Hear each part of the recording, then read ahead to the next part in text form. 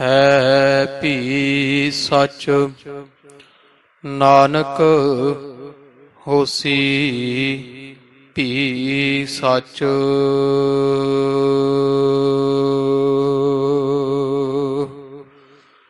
ਸ਼੍ਰੀ ਨਾਨਕ ਪਦ ਪੰਕਜ ਬੰਦਨ ਪਦ ਪੰਕਜ ਬੰਦਨ ਸਿਮਰੋ ਅੰਗਦ ਦੁਖ ਨਿਕੰਦਨ। ਅਮਰਦਾਸ ਗੁਰ ਹਿਰਦੇ ਧਿਆਵਾ ਹਿਰਦੇ ਧਿਆਵਾ। ਸ਼੍ਰੀ ਗੁਰ ਰਾਮਦਾਸ ਗੁਣ ਗਾਵਾ।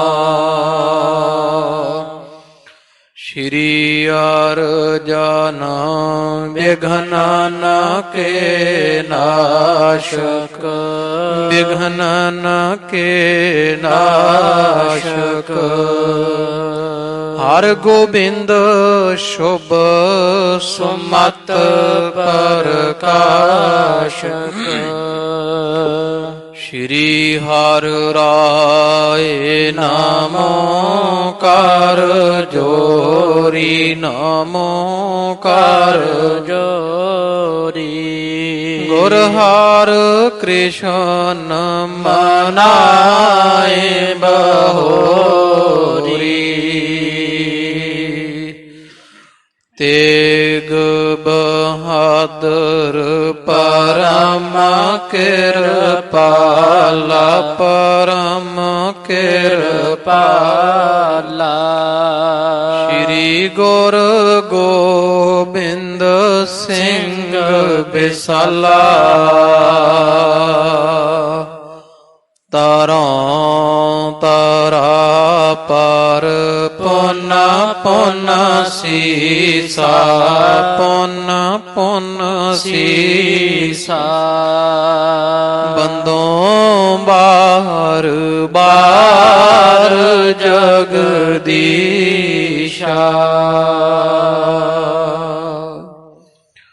ਜਿਸ ਮਹਿ ਅੰਮ੍ਰਿਤ ਗਿਆਨ ਹੈ ਮਾਣਿਕ ਭਗਤ ਵਿਰਾਗ। ਗੁਰੂ ਗ੍ਰੰਥ ਸਾਹਿਬ ਓਦਦ ਬੰਦੋਂ ਕਰ ਅਨੁਰਾਗ। ਸ਼੍ਰੀ ਗੁਰ ਸ਼ਬਦ ਕਮਾਏ ਜਿਨ ਜੀਤੇ ਪੰਚ ਵਿਕਾਰ। ਤਿਨ ਸੰਤਨ ਕਉ ਬੰਦਨਾ ਸਿਰ ਚਰਨਨ ਪਰ। ਤਿਨ ਸੰਤਨ ਕਉ ਬੰਦਨਾ ਸਿਰ ਚਰਨਨ ਪਰ ਧਾਰ। ਸਤਨਾਮ ਵਾਹਿਗੁਰੂ ਸਾਹਿਬ ਜੀਓ। ਨਿਸ਼ਾਨੀ ਛੰਦ ਸੰਗ ਬਾਲਕਨ ਖੇਲਹੀ ਨਿਤ ਗੁਰੂ ਕਿਰਪਾਲਾ। ਹਰਖ ਸ਼ੋਕ ਨਹਿ ਜਿਨ੍ਹਾਂ ਕੇ ਇਕ ਰਸ ਸਭ ਕਾਲਾ। ਸੰਗ ਬਾਲਕਨ ਖੇਲਹੀ ਨਿਤ ਗੁਰੂ ਕਿਰਪਾਲਾ। ਹਰਖ ਸ਼ੋਕ ਨਹਿ ਜਿਨ੍ਹਾਂ ਕੇ ਇਕ ਰਸ ਸਭ ਕਾਲਾ। ਵਾਹਿਗੁਰੂ ਜੀ ਕਾ ਖਾਲਸਾ ਵਾਹਿਗੁਰੂ ਜੀ ਕੀ ਫਤਿਹ। ਹਾਜ਼ਰਾ ਹਜ਼ੂਰ ਜਹਰਾ ਜਹੂਰ ਦੀਨਾ ਬੰਧੂ ਭਗਤਾਂ ਦੇ ਵਛਲ ਦਇਆ ਕੇ ਖਜ਼ਾਨੇ। 10 ਪਾਤਸ਼ਾਹੀਓਂ ਜੀ ਕੇ ਪਾਵਨ ਪਵਿੱਤਰ ਸਵਰੂਪ ਕਰੁਣਾ ਨਿਧਾਨ। ਧੰਨ ਧੰਨ ਸਾਹਿਬ ਆਦਿ ਸ੍ਰੀ ਗੁਰੂ ਗ੍ਰੰਥ ਸਾਹਿਬ ਜੀ ਮਹਾਰਾਜ ਸੱਚੇ ਪਾਤਸ਼ਾਹ ਜੀਆਂ ਦੇ ਸੰਧਿਆ ਸਮੇਂ ਦੇ ਸਜ ਰਹੇ ਦੀਵਾਨ ਅੰਦਰ ਹਾਜ਼ਰੀਆਂ ਭਰ ਕਰ ਸਤਿਗੁਰੂ ਜੀ ਕੇ ਖੁੱਲੇ ਦਰਸ਼ਨ ਦੀਦਾਰ ਕਰਨੇ ਦਾ ਪਾਵਨ ਪਵਿੱਤਰ ਸੁਭਾਗ ਆਪਾਂ ਸਭ ਸੰਗਤਾਂ ਨੂੰ ਪ੍ਰਾਪਤ ਹੋ ਰਿਹਾ ਹੈ। ਵਡਭਾਗੀ ਹਰ ਸੰਗਤ ਪਾਵਹਿ, ਭਾਗਹੀਨ ਭ੍ਰਮ ਚੋਟਾਂ ਖਾਵਹਿ। ਬਿਨ ਭਾਗਾਂ ਸਤ ਸੰਗ ਨ ਲੱਭੈ, ਬਿਨ ਸੰਗਤ ਮੈਲ ਭਰੀਜੈ ਜੀਉ। ਬੜੇ ਭਾਗਾਂ ਸਦਕਾ ਸਤਿਗੁਰਾਂ ਦੀ ਪਾਵਨ ਪਵਿੱਤਰ ਹਜ਼ੂਰੀ ਅੰਦਰ ਬੈਠ ਕਰਕੇ ਸਤਿਗੁਰੂ ਜੀ ਕੀਆਂ ਕਥਾ ਕਹਾਣੀਆਂ ਮਹਾਰਾਜ ਗੁਰੂ ਨਾਨਕ ਪਾਤਸ਼ਾਹ ਜੀਆਂ ਦੇ ਦਰ ਘਰ ਦੀ ਸੋਭਾ ਸਿਫਤ ਸ਼ਲਾਘਾ ਸੁਣਨੇ ਦਾ ਸੁਭਾਗ ਪ੍ਰਾਪਤ ਹੁੰਦਾ ਹੈ। ਉਹ ਕੰਨ ਸਤ ਸੰਗੀ ਸਫਲੇ ਹਨ ਜਿਨ੍ਹਾਂ ਨੂੰ ਸੱਚੇ ਪਾਤਸ਼ਾਹ ਮਹਾਰਾਜ ਦੀ ਸਿਫਤ ਸ਼ਲਾਘਾ ਵਡਿਆਈ ਸ਼ਰਵਣ ਕਰਨ ਦਾ, ਕਥਾ ਕੀਰਤਨ ਜਸ ਸਿਫਤ ਸੁਣਨ ਦਾ ਸੁਭਾਗ ਪ੍ਰਾਪਤ ਹੁੰਦਾ ਹੈ। ਉਹ ਨੇਤਰ ਸਫਲੇ ਹੈ ਜਿਨ੍ਹਾਂ ਨੂੰ ਮਹਾਰਾਜ ਦੇ ਦਰਸ਼ਨਾਂ ਦਾ ਸੁਭਾਗ ਪ੍ਰਾਪਤ ਹੁੰਦਾ ਹੈ। ਉਹ ਪੈਰ ਸਫਲੇ ਹਨ ਜਿਹੜੇ ਚੱਲ ਕੇ ਸਤ ਸੰਗਤ ਵਿੱਚ ਆਉਂਦੇ ਹੈ। ਉਹ ਹੱਥ ਸਫਲੇ ਹੈ ਜਿਹੜੇ ਤੱਪੜ ਝਾੜ ਵਿਛਾਏ ਤੂੜੀ ਨਹਾਇਆ ਸਿੱਖਾਂ ਦੀ ਸੇਵਾ ਕਰਦੇ ਹਨ। ਚਰਨ ਸਫਲ ਪ੍ਰਦਖਣਾ ਕਰਨ ਕੈ, ਪੈਰ ਸਫਲੇ ਆ ਮਹਾਰਾਜ ਦੀਆਂ ਪ੍ਰਦਖਣਾ ਪ੍ਰਕਰਮਾਂ ਕਰੀਏ। ਇਸੇ ਹੀ ਤਰ੍ਹਾਂ ਖਾਲਸਾ ਜੀ ਹੱਥ ਸੇਵਾ ਨਾਲ ਸਫਲੇ ਤੇ ਸੰਗਤ ਵਿੱਚ ਬਹਿ ਗਏ। ਜਿੱਥੇ ਬੋੜ ਉਥੇ ਸਾਰੇ ਰੁੱਖ, ਤਿਵੇਂ ਖਾਲਸਾ ਜੀ ਸਾਧ ਸੰਗਤ ਵਿੱਚ ਜਿਹੜਾ ਆ ਕੇ ਬੈਠ ਗਿਆ ਉਹਦੇ ਹੱਥ ਵੀ ਸਫਲੇ, ਪੈਰ ਅੱਖਾਂ ਕੰਨ ਸਭ ਇੰਦਰੇ ਭਾਵ ਕਿ ਸਮੁੱਚਾ ਸਰੀਰ ਹੀ ਸਫਲਾ ਹੈ। ਆਪ ਸਭ ਸੰਗਤਾਂ ਗੁਰੂ ਦਰਬਾਰਾਂ ਦੀਆਂ ਹਾਜ਼ਰੀਆਂ ਭਰ ਰਹੇ ਹੋ। ਉਥੇ ਨਾਲ ਹੀ ਖਾਲਸਾ ਜੀ ਅੱਜ ਦਾ ਉਹ ਪਾਵਨ ਪਵਿੱਤਰ ਦਿਨ ਹੈ ਜਿੱਥੇ ਆਪਾਂ ਅਰਦਾਸ ਵਿੱਚ ਮਹਾਰਾਜ ਦੇ ਅੱਗੇ ਬੇਨਤੀਆਂ ਕਰਦੇ ਹਾਂ। ਜਿਨ੍ਹਾਂ ਸਿੰਘਾਂ ਸਿੰਘਣੀਆਂ ਧਰਮ ਹੇਤ ਸੀਸ ਦਿੱਤੇ, ਬੰਦ ਬੰਦ ਕਟਾਏ, ਖੋਪਰੀਆਂ ਲੋਹਾਈਆਂ ਚਰਖੜੀਆਂ ਤੇ ਤੜੇ ਤਾਨਾਰਿਆਂ ਨਾਲ ਚਿਰਾਏ ਗਏ, ਗੁਰਦੁਆਰਿਆਂ ਦੀ ਆਣ ਸ਼ਾਨ ਸੇਵਾ ਸੰਭਾਲ ਦੇ ਲਈ ਕੁਰਬਾਨੀਆਂ ਕੀਤੀਆਂ। ਉਹ ਪਿਆਰੇ ਸਚਿਆਰੇ ਕੌਣ ਸਨ? ਹੈ ਤਾਂ ਬਹੁਤ ਮਰ ਜੀਵੜਿਆਂ ਦੀ ਖਾਲਸਾ ਜੀ, ਕੋਈ ਘਾਟ ਨਹੀਂ ਗੁਰੂ ਨਾਨਕ ਪਾਤਸ਼ਾਹ ਮਹਾਰਾਜ ਦੇ ਦਰ ਘਰ ਅੰਦਰ।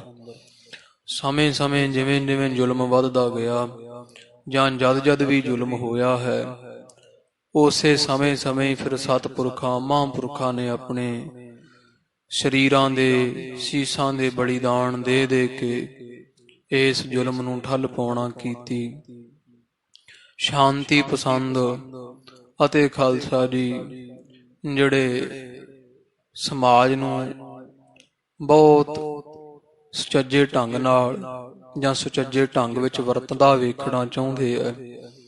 ਇਨਸਾਫ ਪਸੰਦ ਜਿੰਨੇ ਵੀ ਲੋਕ ਚਾਹੇ ਕਿਸੇ ਕੌਮ ਦੇ ਹੋਣ, ਉਹ ਹਮੇਸ਼ਾ ਖਾਲਸਾ ਜੀ ਪਰਮੇਸ਼ਰ ਦੀ ਰਜਾ ਵਿੱਚ ਰਹਿ ਕਰਕੇ ਰਾਜੀ।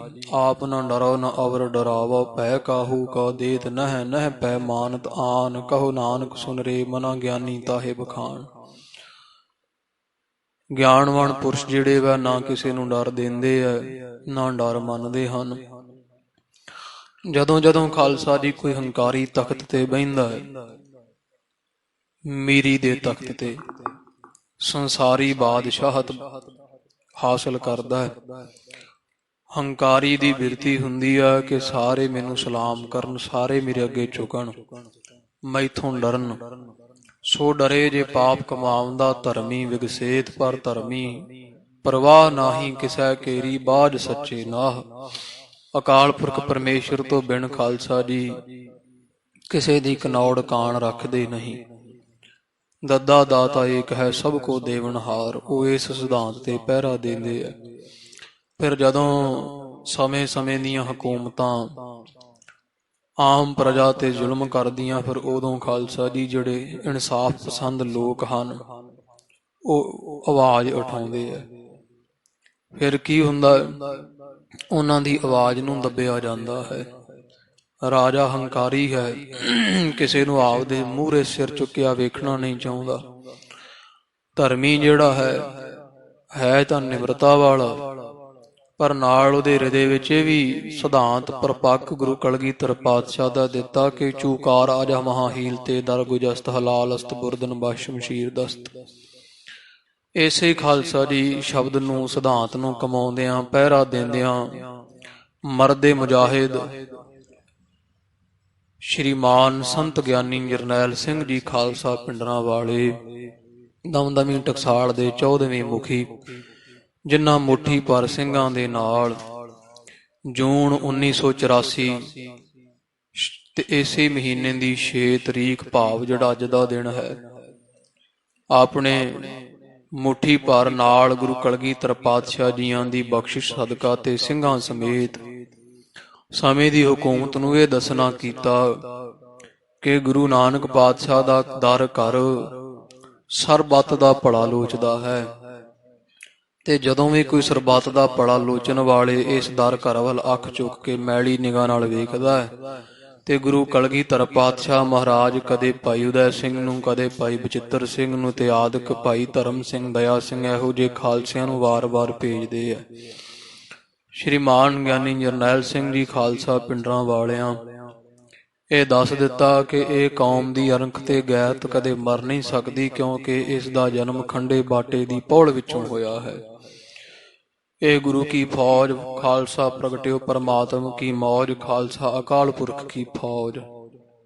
ਪਰਮੇਸ਼ਰ ਅਕਾਲੀ ਉਸ ਦਾ ਤੇ ਦਇਆ ਨਿਧ ਦਾ ਚਲਾਇਆ ਹੋਇਆ ਇਹ ਪੰਥ ਹੈ, ਜਿਹੜਾ ਦੇਗ ਤੇਗ ਆਏ ਨੂੰ ਦੇਗ ਨਿਭ ਕੇ, ਤੇ ਇਸੇ ਪ੍ਰਕਾਰ ਖਾਲਸਾ ਜੀ ਚੜ੍ਹ ਕੇ ਆਏ ਨੂੰ ਤੇਗ ਦਿੰਦਾ ਹੈ। ਸਿੱਖ ਕਦੇ ਕਿਸੇ ਦੇ ਘਰ ਉੱਪਰ ਹਮਲਾ ਕਰਦਾ ਨਹੀਂ, ਪਰ ਜਦੋਂ ਸਮੇਂ ਦੀਆਂ ਹਕੂਮਤਾਂ ਨੇ ਸਿੱਖਾਂ ਦੇ ਕੇਂਦਰੀ ਸਥਾਨ ਸ੍ਰੀ ਹਰਿਮੰਦਰ ਸਾਹਿਬ ਸੱਚਖੰਡ ਉੱਪਰ ਮੈਲੀ ਅੱਖ ਰੱਖੀ, ਉਸ ਨੂੰ ਨਾਸ ਤੋਂ ਨਬੂਤ ਕਰਨਾ ਚਾਹਿਆ, ਉਹ ਸਮੇਂ ਫਿਰ ਗੁਰੂ ਕਲਗੀਧਰ ਪਾਤਸ਼ਾਹ ਮਹਾਰਾਜ ਦਾ ਓਟ ਆਸਰਾ ਲੈਂਦੇ ਹੋਏ ਦਮਦਮੀ ਟਕਸਾਲ ਦੇ 14ਵੇਂ ਮੁਖੀ ਮਹਾਂਪੁਰਸ਼ਾਂ ਨੇ ਆਪਣੇ ਸਰੀਰ ਦਾ ਬਲੀਦਾਨ ਦਿੱਤਾ ਤੇ ਇਹ ਵਿਖਾ ਦਿੱਤਾ ਕਿ ਇਸ ਦਰ ਘਰ ਦੇ ਅੰਦਰ ਕੇਵਲ ਤੇ ਕੇਵਲ ਸ਼ਾਂਤੀ ਮੁਖੀ ਹੈ। ਜਿੱਥੇ ਸ਼ਾਂਤੀ ਮੁਖ ਹੈ, ਸ਼ਾਂਤੀ ਨੂੰ ਬਰਕਰਾਰ ਰੱਖਣ ਵਾਸਤੇ ਸ਼ਹਾਦਤ ਵੀ ਜਿਹੜੀ ਸ਼ਿਰਮੋਰ ਹੈ। ਤੋ ਜਨਨੀ ਜਨੈ ਤਾਂ ਭਗਤ ਜਨ ਕਹਿ ਦਾਤਾ ਕੈ ਸੂਰ, ਨਾਹਿ ਤਾਂ ਜਨਨੀ ਬਾਝ ਰਹਿ ਕਾਹੇ ਗਵਾਵੇ ਨੂਰ। ਇਹੋ ਜਿਹੇ ਮਰਜੀ ਉੜਿਆਂ ਖਾਲਸਾ ਦੀ ਧਨ ਜਣੇਂਦੀ ਮਾਏ, ਆਪਣੀ ਮਾਂ ਦੇ ਕੁੱਖ ਨੂੰ ਭਾਗ ਲਾਏ, ਪਿਤਾ ਦਾ ਸਿਰ ਸੰਸਾਰ ਵਿੱਚ ਉੱਚਾ ਕੀਤਾ, ਕੌਮ ਦੀ ਲੱਥੀ ਹੋਈ ਪੱਗ ਨੂੰ ਸਿਰ ਤੇ ਜੇ ਰੱਖਿਆ, ਉਹ ਹਨ ਧੰਨ ਸ਼੍ਰੀ ਮਾਨ ਗਿਆਨੀ ਜਰਨੈਲ ਸਿੰਘ ਜੀ ਖਾਲਸਾ ਪਿੰਡਰਾਂ ਵਾਲੇ ਮਹਾਂਪੁਰਸ਼। ਅੱਜ 6 ਜੂਨ ਦਾ ਖਾਲਸਾ ਜੀ ਦਿਨ ਹੈ, ਜਿੰਨੇ 6 ਜੂਨ ਦੇ ਤੀਜੇ ਘੱਲੂਘਾਰੇ ਦੇ ਵਿੱਚ ਜਿੰਨੇ ਵੀ ਮਾਈ ਭਾਈ ਬੁੱਢੇ ਬੱਚੇ ਸ਼ਹੀਦ ਹੋਏ, ਚਾਹੇ ਉਹ ਹਥਿਆਰਬੰਦ ਸਨ ਚਾਹੇ ਨਿਹੱਥੇ ਸਨ, ਸਾਰਿਆਂ ਦੀ ਸ਼ਹੀਦੀ ਨੂੰ ਖਾਲਸਾ ਜੀ ਕੋਟਾਨ ਕੋਟ ਪ੍ਰਣਾਮ ਹੈ, ਜਿਨ੍ਹਾਂ ਨੇ ਸਾਡੇ ਸਿਰ ਦੀਆਂ ਪੱਗਾਂ ਮੁੱਖ ਦੇ ਦਾੜੇ ਬਰਕਰਾਰ ਰੱਖੇ ਹੈ। ਇਹੋ ਜਿਹੇ ਮਰਜੀਵੜਿਆਂ ਦਾ ਇਤਿਹਾਸ ਖਾਲਸਾ ਜੀ ਆਪ ਪੜ੍ਹੀਏ, ਬੱਚਿਆਂ ਨੂੰ ਵੀ ਪੜ੍ਹਾਇਆ ਜਾਵੇ, ਤਾਂ ਕਿ ਸਾਨੂੰ ਪਤਾ ਲੱਗ ਸਕੇ ਅਸੀਂ ਵਾਰਸ ਕਿਹਨਾਂ ਦੇ ਹਾਂ, ਜਿਨ੍ਹਾਂ ਨੇ 1.25 ਲੱਖ ਦੇ ਨਾਲ ਇੱਕ ਨੇ ਲੜਨਾ ਕੀਤਾ, ਜਿਨ੍ਹਾਂ ਦੇ ਗੁਰੂ ਨੇ ਲੜਾਇਆ। ਇਹੋ ਜਿਹੇ ਮਰਜੀਵੜਿਆਂ ਦੇ ਅਸੀਂ ਵਾਰਸ ਹਾਂ। ਇਸ ਕਰਕੇ ਟੂਕ ਮਾਤਰ ਖਾਲਸਾ ਜੀ ਪਿਛਲੇ ਵਰੇ ਆਪਾਂ ਕਥਾ ਕੀਤੀ ਸੀਗੀ, ਇਸ ਸਾਲ ਵੀ ਅਖੰਡ ਪਾਠ ਸਾਹਿਬ ਕਰਨਾ ਸੀ, ਉਹ ਪਰਮੇਸ਼ਰ ਦੀ ਹੋਣੀ ਕਾਰਨ ਆਪਾਂ ਇਹ ਜਿਹੜਾ ਵਾ ਅਖੰਡ ਪਾਠ ਸਾਹਿਬ ਜੇ ਮਹਾਰਾਜ ਨੂੰ ਪਾਇਆ ਤਾਂ ਧੰਨ ਗੁਰੂ ਅਰਜਨ ਦੇਵ ਜੀ ਮਹਾਰਾਜ ਜੀਆਂ ਦੇ ਸ਼ਹਾਦਤ ਦੇ ਸੰਬੰਧ ਵਿੱਚ ਆਪਾਂ ਰਲ ਮਿਲ ਕਰਕੇ ਇਕੱਤਰ ਹੋਵਾਂਗੇ ਸੰਗਤਾਂ ਦੇ ਸਹਿਯੋਗ ਦੇ ਨਾਲ। ਨਾਲ ਹੀ ਇਹ ਘੱਲੂਘਾਰੇ ਬਾਰੇ ਵੀ ਬਹੁਤ ਜਿੰਨੀ ਮਹਾਰਾਜ ਨੇ ਬੁੱਧ ਦਿੱਤੀ ਉਹ ਖੁੱਲ੍ਹ ਕਰਕੇ ਆਪਾਂ ਵਿਚਾਰ ਕਰਾਂਗੇ। ਸਤਿਗੁਰਾਂ ਦੀ ਸ਼ਹਾਦਤ ਬਾਬਤ ਵੀ ਹੁਣ ਸਮਾਂ ਜਿਹੜਾ ਵਾ ਉਹ ਸੀਮਤ ਹੈ। ਲੜੀਵਾਰ ਗੁਰੂ ਘਰ ਵਿੱਚ ਜੋ ਸ੍ਰੀ ਗੁਰਪ੍ਰਤਾਪ ਸੂਰਜ ਗ੍ਰੰਥ ਦੀ ਕਥਾ ਚੱਲ ਰਹੀ ਹੈ, ਉਸ ਕਥਾ ਦੇ ਨਾਲ ਜੁੜਨਾ ਕਰੀਏ। ਜਥਾ ਕੱਲ ਖਾਲਸਾ ਜੀ ਪ੍ਰਸੰਗ ਆਪ ਜੀਆਂ ਸਰਵਣ ਕੀਤਾ, ਗੁਰੂ ਅੰਗਦ ਦੇਵ ਜੀ ਮਹਾਰਾਜ ਸੱਚੇ ਪਾਤਸ਼ਾਹ ਜੀਆਂ ਨੇ ਖਡੂਰ ਸਾਹਿਬ ਦੀ ਧਰਤੀ ਨੂੰ ਭਾਗ ਲਾਏ। ਕੱਲ 3 ਗੁਰਸਿੱਖਾਂ ਦੇ ਪ੍ਰਸੰਗ ਆਏ ਸਨ। ਉਹਨਾਂ 3 ਪ੍ਰਾਣੀਆਂ ਦੇ ਪ੍ਰਸੰਗ ਆਏ ਜਿਨ੍ਹਾਂ ਨੇ ਗੁਰੂ ਕਾ ਬਚਨ ਮੋੜਿਆ। ਗੁਰੂ ਪਾਤਸ਼ਾਹ ਗੁਰੂ ਅੰਗਦ ਦੇਵ ਜੀ ਮਹਾਰਾਜ ਜਦੋਂ ਇੱਥੇ ਮੁਕਤਸਰ ਸਾਹਿਬ ਦੀ ਧਰਤੀ ਤੇ ਲਾਗੇ ਹਰੀਕੇ ਜਿਹੜਾ ਨਗਰ ਹੈ, ਇੱਥੇ ਸਰਾਏ ਨਾਗਾ ਦੇ ਨਾਲ ਹੀ ਜਿਹੜੇ ਇੱਧਰ ਗਏ ਵਾ ਜਾਣਦੇ ਆ, ਉਸ ਨਗਰ ਵਿੱਚ ਮਹਾਰਾਜ ਜੀ ਕੁਝ ਸਮਾਂ ਪਹਿਲਾਂ ਰਹਿ ਕੇ ਗਏ ਸੀ। ਜਦੋਂ ਮੱਤੇ ਦੀ ਸਰਾਂ, ਨਾਗੇ ਦੀ ਸਰਾਂ ਉਜਾੜਾ ਪਿਆ ਸੀ, ਆਪਦੇ ਮੇਲੀ ਸੰਗੀ ਜਾਣ ਕੇ ਮਹਾਰਾਜ ਨਗਰ ਨੂੰ ਮਿਲਣ ਗਏ। ਬੜਾ ਉਤਸ਼ਾਹ ਕੀਤਾ ਨਗਰ ਨੇ, ਪ੍ਰੇਮ ਕੀਤਾ। ਇਥੋਂ ਦਾ ਇੱਕ ਚੌਧਰੀ ਮਾਇਆ ਬਹੁਤ ਹੋਣ ਕਰਕੇ ਹੰਕਾਰੀ ਸੀ, ਔਰ ਪਹਿਲਾਂ ਆਪਦਾ ਉਹਨੇ ਸੇਵਕ ਭੇਜਿਆ ਕਿ ਜਾ ਭਾਈ ਮਹਾਰਾਜ ਨੂੰ ਦੱਸ ਦੇ ਵੀ ਚੌਧਰੀ ਸਾਹਿਬ ਆ ਰਹੇ ਆ। ਉਹ ਹੁਣ ਵੀ ਨਾ, ਉਹ ਇਹੋ ਜਿਹੇ ਜਦੋਂ ਕੋਈ ਲੀਡਰ ਆਉਂਦੇ ਆ ਜਿਹੜੇ ਉਹਨਾਂ ਦੇ ਹੁੰਦੇ ਆ ਚਮਚੇ, ਉਹ ਫਿਰ ਪਹਿਲਾਂ ਹੀ ਆਣ ਕੇ ਗੁਰੂ ਘਰ ਅੱਗੇ ਦੱਸਦੇ ਆ ਕਿ ਫਲਾਣਾ ਸਾਹਿਬ ਜੀ ਆ ਰਹੇ ਹਨ। ਉਹ ਇਹੋ ਜਿਹੇ ਹੀ ਉਹ ਸੀਗਾ ਚੌਧਰੀ। ਪਹਿਲਾਂ ਉਹਨੇ ਬੰਦਾ ਭੇਜਿਆ, ਮਹਾਰਾਜ ਨੇ ਫਿਰ ਵੀ ਸਤਿਕਾਰ ਕੀਤਾ, ਮਰਿਆਦਾ ਪੁਰਸ਼ੋਤਮ ਜੂ ਸੀਗੇ। ਸਤਿਗੁਰਾਂ ਨੇ ਆਖਿਆ ਕਿ ਭਾਈ ਕੋਈ ਨਾ, ਇੱਥੇ ਫਿਰ ਸੰਗਤ ਵਿੱਚ ਤਾਂ ਉਹਨੇ ਬਹਿਣਾ ਨਹੀਂ ਕਿਉਂਕਿ ਹੰਕਾਰੀ ਆ, ਮੰਜਾ ਜਾਂ ਪੀੜਾ ਲਿਆ ਕਰਕੇ ਬਿਠਾ ਦਿਓ, ਚਲੋ ਸੰਗਤ ਤੋਂ ਥੋੜਾ ਉੱਚਾ ਬਿਠਾ ਦਿਓ। ਉਹ ਪੀੜਾ ਸਿੱਖਾਂ ਨੇ ਢਾਹ ਦਿੱਤਾ, ਪਰ ਜਦੋਂ ਆਇਆ ਉਹਨੇ ਪੀੜੇ ਵੱਲ ਤਾਂ ਵੇਖਿਆ ਵੀ ਨਾ, ਵਿਚਾਰ ਕੀਤੀ ਵੀ ਜੇ ਤਾਂ ਮੈਂ ਬੈਠਾ ਸੰਗਤ ਵਿੱਚ ਤਾਂ ਸੰਗਤ ਤੋਂ ਸਿੱਖਾਂ ਤੋਂ ਨੀਵਾਂ, ਮੈਂ ਚੌਧਰੀ ਹੁੰਨਾ, ਤੇ ਜੇ ਮੰਜੇ ਤੇ ਬੈਠਾ ਤੇ ਗੁਰੂ ਅੰਗਦ ਪਾਤਸ਼ਾਹ ਤੋਂ ਨੀਵਾਂ ਹੋਵਾਂਗਾ। ਉਹ ਤੁਰਿਆ ਆਇਆ ਤੇ ਮਹਾਰਾਜ ਦੇ ਸਰਾਣੇ ਵਾਲੇ ਪਾਸੇ ਬਹਿ ਗਿਆ। ਮਹਾਰਾਜ ਜੀ ਸ਼ਾਂਤੀ ਰਹੇ। ਘੜੀ ਕੋ ਬਹਿ ਕੇ ਜਦੋਂ ਵਾਪਸ ਮੁੜਿਆ, ਮਹਾਰਾਜ ਨੂੰ ਸਿੱਖਾਂ ਨੇ ਬੇਨਤੀ ਕੀਤੀ, ਮਹਾਰਾਜ ਕਿੱਡਾ ਹੰਕਾਰੀ ਆ, ਰਤੀ ਭੈ ਨਹੀਂ ਕੀਤਾ, ਰੋਕਦਿਆਂ ਵੀ ਤੁਹਾਡੇ ਸਰਾਣੇ ਬਹਿ ਗਿਆ। ਗਰੀਬ ਨਵਾਜ ਕਹਿੰਦੇ ਭਾਈ ਇਹ ਕੋਈ ਪੀੜਾ, ਕੋਈ ਪਲੰਘਾਂ ਦੀ ਲੋਭੀ ਜਾਂ ਫਿਰਦਾ ਵਾ, ਨਾ ਪਲੰਘ ਰਹਿਣਾ ਨਾ ਕੋਈ ਪੀੜਾ ਰਹਿਣਾ। ਭਾਵ ਮਹਾਰਾਜ ਕਹਿੰਦੇ ਨਾ ਇਹਦੀ ਕੋਈ ਮਹਿਲ ਮਾੜੀ ਰਹਿਣੀ, ਨਾ ਬਾਦਸ਼ਾਹਤ ਚੌਧਰਪੁਣਾ ਰਹੇਗਾ। ਉਹ ਹਰੀਕਿਆਂ ਦੇ ਉਹ ਚੌਧਰੀ ਦੀ ਕੁਝ ਸਮੇਂ ਦੇ ਵਿੱਚ ਹੀ ਖਾਲਸਾ ਦੀ ਸੰਪਤੀ ਕਰਕੇ ਬਹੁਤ ਅਧੋਗਤੀ ਹੋਈ। ਇੱਕ ਕਵੀ ਦੀਆਂ ਹੋਰ ਪ੍ਰਸੰਗ ਲਿਖਿਆ।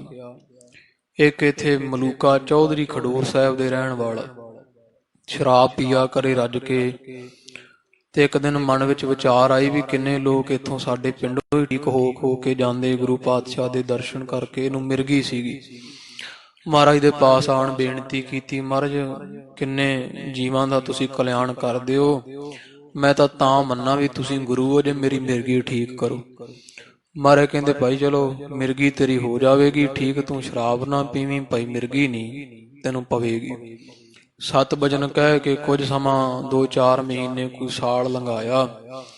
ਫੇਰ ਇਸਨੇ ਖਾਲਸਾ ਜੀ ਕੁਝ ਸਮੇਂ ਬਾਅਦ ਫਿਰ ਜਦੋਂ ਕੋਈ ਉਹ ਮੌਸਮ ਉਹੋ ਜਿਹਾ ਬਣਿਆ ਵਾ, ਉਹ ਬੱਦਲ ਆਦਿਕ ਬਣੇ, ਠੰਡਾ ਮੌਸਮ, ਠੰਡੀ ਹਵਾ ਵਗੀ, ਕਣੀਆਂ ਪੈਣ, ਇਹਦੇ ਤੋਂ ਰਿਹਾ ਨਾ ਗਿਆ, ਮਨ ਕਰਕੇ ਡੋਲ ਗਿਆ।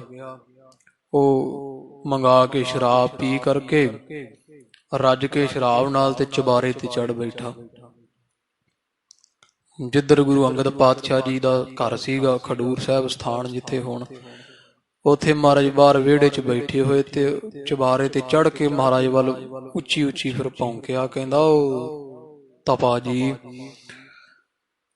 ਆ ਮੈਂ ਤੁਹਾਡਾ ਬਚਨ ਛੱਡਿਆ, ਐਵੇਂ ਇੰਨੇ ਸਮੇਂ ਤੋਂ ਮੈਨੂੰ ਬੰਦਸ਼ ਪਾ ਛੱਡੀ ਸੀ, ਮਿਰਗੀ ਤਾਂ ਉਂਝ ਹੀ ਹਟ ਗਈ ਹੋਣੀ, ਤੁਸੀਂ ਮੈਨੂੰ ਸ਼ਰਾਬ ਰੋਕ ਰੱਖੀ।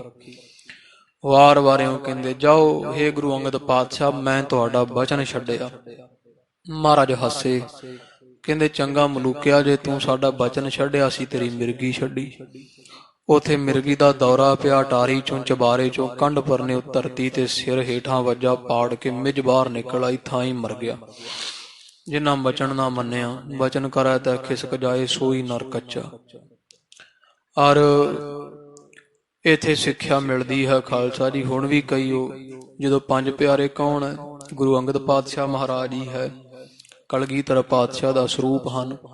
ਉੱਥੇ ਉਹ ਅੰਮ੍ਰਿਤ ਛਕਾਉਣ ਤੋਂ ਪਹਿਲਾਂ ਸਿੰਘ ਸਾਹਿਬਾਨ ਕਹਿੰਦੇ ਆ ਭਾਈ ਵੇਖੋ ਜਿਹਨੇ ਅੰਮ੍ਰਿਤ ਛਕਣਾ ਛਕੇ, ਪਰ ਅੰਮ੍ਰਿਤ ਦੀ ਮਰਿਆਦਾ ਹੈ ਭਾਈ, ਕੋਈ ਤੰਬਾਕੂ ਆਦਿਕ ਨਹੀਂ ਕਿਸੇ ਨੇ ਵਰਤਣਾ ਭਾਈ, ਕੋਈ ਸ਼ਰਾਬ ਨਾ ਪੀਵੇ, ਕਿਸੇ ਪ੍ਰਕਾਰ ਦਾ ਨਸ਼ਾ ਨਾ ਕਰੇ। ਉੱਥੇ ਖਾਲਸਾ ਜੀ ਮਹਾਰਾਜ ਨੂੰ 7 ਬਚਨ ਕਹਿ ਦਿੰਦੇ ਮਲੂਕੇ ਚੌਧਰੀ ਵਾਂਗੂ। ਉੱਥੇ 7 ਕਹਿ ਆਉਂਦੇ ਆ, ਸਾਲ ਲੰਘਦਾ, 2 ਲੰਘਦੇ ਆ, ਫੇਰ ਉਹ ਗਾਤਰਾ ਉਸੇ ਤਰ੍ਹਾਂ ਹੀ ਪਾਇਆ ਹੁੰਦਾ, ਫਿਰ ਵਿੱਚ ਹੀ ਸ਼ਰਾਬ ਪੀ ਜਾਂਦੇ ਆ, ਉਹ ਜਰਦਾ ਜਗਤ ਜੂਠ ਖਾਂਦੇ ਆ। ਉਹਨਾਂ ਦੀ ਫਿਰ ਹਾਲਤ ਕੀ ਹੁੰਦੀ ਖਾਲਸਾ ਜੀ, ਘਰ ਵਿੱਚ ਸੰਪਤ ਨਹੀਂ ਰਹਿੰਦੀ। ਜਿਹੜਾ ਇਹੋ ਜਿਹਾ ਪ੍ਰਾਣੀ ਹੁੰਦਾ, ਜਿਹੜਾ ਗੁਰੂ ਨਾਲ ਹੀ ਦਰੋਹ ਕਰਦਾ, ਧੋਖਾ ਕਰਦਾ, ਉਹਦਾ ਕਲਿਆਣ ਕਿੱਥੇ? ਇੱਥੋਂ ਹੀ ਤਾਂ ਬਖਸ਼ਾਉਣਾ ਹੈ, ਜਿੱਥੋਂ ਬਖਸ਼ਾਉਣਾ ਉਹਦੇ ਨਾਲ ਹੀ ਧੋਖਾ। ਤੇ ਫਿਰ ਇਸ ਪ੍ਰਕਾਰ ਉਹਨਾਂ ਦੀ ਐਸੀ ਹਾਲਤ ਹੁੰਦੀ ਜਿਹੜੀ ਮਲੂਕੇ ਚੌਧਰੀ ਦੀ ਹੋਈ। ਫਿਰ ਅੰਮ੍ਰਿਤ ਛਕ ਕਰਕੇ ਮਹਾਰਾਜ ਨਾਲ ਬਚਨ ਕੀਤੇ, ਬਚਨ ਕਰਕੇ ਜਿਹੜੇ ਖਿਸਕੇ ਵੈ, ਉਹਨਾਂ ਦੀ ਫਿਰ ਇਹੋ ਜਿਹੀ ਹਾਲਤ ਹੁੰਦੀ। ਜਿੰਨਾ ਸਮਾਂ ਅੰਮ੍ਰਿਤ ਦੇ ਧਾਰਨੀ ਰਹੇ, ਤਿਆਰ ਬਰ ਤਿਆਰ, ਮਹਾਰਾਜ ਕਹਿੰਦੇ ਭਾਈ ਤੇਰੇ ਸਾਰੇ ਦੁੱਖ ਅਸੀਂ ਪਕੜ ਕੇ ਰੱਖੇ ਹੋਏ ਆ। ਜਦੋਂ ਫਿਰ ਇਹ ਮਹਾਰਾਜ ਦਾ ਬਚਨ ਛੱਡ ਦਿੰਦਾ, ਫਿਰ ਮਹਾਰਾਜ ਦੇ ਦੁੱਖ ਛੱਡ ਦਿੰਦੇ ਆ। ਮੈਂ ਨਾ ਕਰੂੰ ਤਿਨ ਕੀ ਪ੍ਰਤੀਤ। ਤੋ ਇਸ ਕਰਕੇ ਫਿਰ ਉਹਨਾਂ ਦੀ ਇਹੋ ਜਿਹੀ ਖਾਲਸਾ ਜੀ ਦੁਰਗਤੀ ਹੁੰਦੀ ਹੈ। ਇੱਕ ਪ੍ਰਸੰਗ ਫਿਰ ਕਵੀ ਜੀਆਂ ਦੱਸਣਾ ਕੀਤਾ ਸੀਗਾ ਕਿ ਬਚਨ ਜਿੰਨਾ ਮੰਨਿਆ, ਉਹ ਚਾਹੇ ਮੇਰੇ ਭਾਈ ਮੇਰੇ ਵਰਗੇ ਚੋਰ ਹੀ ਸੀਗੇ, ਉਹ ਬਚਨ ਮੰਨਿਆ, ਅੱਗ ਵਿੱਚ ਬਹਿ ਗਏ, ਚੌਂਕੜਾ ਮਾਰ ਰੋਮ ਵੀ ਨਾ ਛਿਦਿਆ ਗਿਆ। ਤੇ ਇੱਕ ਸਿੱਖ ਸੀਗਾ ਉਹ ਜਿਹਨੇ ਬਚਨ ਨਾ ਮੰਨਿਆ। ਜੇ ਬਚਨ ਨਾ ਮੰਨੀਏ, ਭਾਵੇਂ ਸਿੱਖ ਵੀ ਹੋਈਏ, ਤਾਂ ਵੀ ਖਾਲਸਾ ਜੀ ਪਾਰ ਉਤਾਰਾ ਨਹੀਂ। ਪਾਪੀ ਵੀ ਹੋਈਏ, ਪਰ ਬਚਨ ਜਿਹਨੇ ਮੰਨਿਆ ਉਹ ਪਾਪੀ ਦਾ ਵੀ ਪਾਰ ਉਧਾਰਾ ਹੈ। ਉਹ ਫਿਰ ਫਾਹੀ ਲੱਗ ਕੇ ਮਾਰਿਆ ਰਾਜੇ ਨੇ, ਜਿਹੜਾ ਜਿਹਨੇ ਮਹਾਰਾਜ ਦਾ ਬਚਨ ਨਾ ਮੰਨਿਆ। ਉਹ ਹੈ ਸਿੱਖ ਸੀ ਪਰ ਫਾਹੀ ਲੱਗਿਆ। ਤੇ ਜਿਹੜਾ ਮਹਾਰਾਜ ਦਾ ਸਿੱਖ ਵੀ ਨਹੀਂ ਸੀ, ਹੈ ਚੋਰ ਸੀ, ਪਾਪੀ ਸੀ, ਪਰ ਬਚਨ ਮੰਨਣ ਕਰਕੇ ਉਹ ਮਹਾਰਾਜ ਦਾ ਸੁਚੱਜਾ ਸਿੱਖ ਬਣਿਆ। ਇਹ ਪ੍ਰਸੰਗ ਆਪਾਂ ਕੱਲ ਵਿਚਾਰਿਆ ਹੈ। ਅੱਗੇ ਹੁਣ ਕਵੀ ਜੀ ਦੱਸ ਰਹੇ ਆ ਗੁਰੂ ਅਮਰਦਾਸ ਮਹਾਰਾਜ ਦੀ ਮੁੱਢਲੀ ਕਥਾ ਹੈ, ਜਨਮ ਤੋਂ ਲੈ ਕਰਕੇ। ਕਿਉਂਕਿ ਫਿਰ ਮਹਾਰਾਜ ਗੁਰੂ ਅਮਰਦਾਸ ਪਾਤਸ਼ਾਹ ਜੀ ਗੁਰੂ ਅੰਗਦ ਪਾਤਸ਼ਾਹ ਮਹਾਰਾਜ ਦੇ ਚਰਨੀ ਆ ਗਏ ਸਨ। ਇਹ ਕਿਵੇਂ ਕਿਵੇਂ ਕਿੱਥੇ ਇਹਨਾਂ ਦਾ ਜਨਮ ਹੋਇਆ, ਮਾਤਾ ਪਿਤਾ, ਉਹ ਸਭ ਬਾਬਤ ਕਵੀ ਜੀ ਅੱਜ ਦੱਸ ਰਹੇ ਵੈ। ਜਾਂ ਕਹਿ ਲਓ ਭਾਈ ਸਾਹਿਬ ਭਾਈ ਰਾਮ ਕੋਇਰ ਜੀ ਸਿੰਘਾਂ ਸਿੱਖਾਂ ਨੂੰ ਸੁਣਾ ਰਹੇ। ਕਵੀ ਜੀਆਂ ਨੇ ਉਹ ਲਿਖਿਆ ਸਾਰਾ ਇਤਿਹਾਸ। ਮਨ ਚਿਤ ਬਿਰਤੀਆਂ ਇਕਾਗਰ ਕਰੀਏ, ਗੁਰੂ ਪਾਤਸ਼ਾਹ ਗੁਰੂ ਅੰਗਦ ਦੇਵ ਜੀ ਮਹਾਰਾਜ ਨੂੰ ਹਿਰਦੇ ਵਿੱਚ ਵਸਾਓ। ਸਭ ਸੰਗਤ ਆਖਣਾ ਜੀ ਸਤਿਨਾਮ ਸ਼੍ਰੀ ਵਾਹਿਗੁਰੂ ਸਾਹਿਬ ਜੀ, ਸਤਿਨਾਮ ਸ਼੍ਰੀ ਵਾਹਿਗੁਰੂ ਸਾਹਿਬ ਜੀ।